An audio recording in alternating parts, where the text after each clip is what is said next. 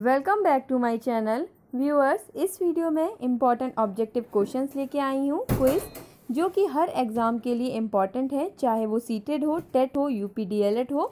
Total 13 questions हैं इस form में।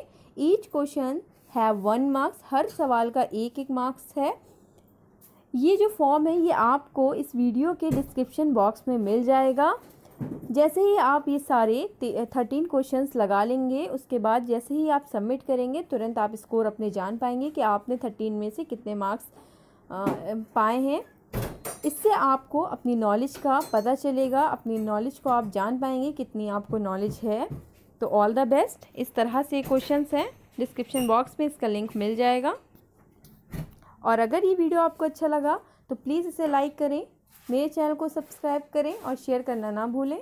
अगर रिस्पांस अच्छा रहा तो मैं इसी तरह से इम्पॉर्टेंट क्विज़ लेके आती रहूँगी।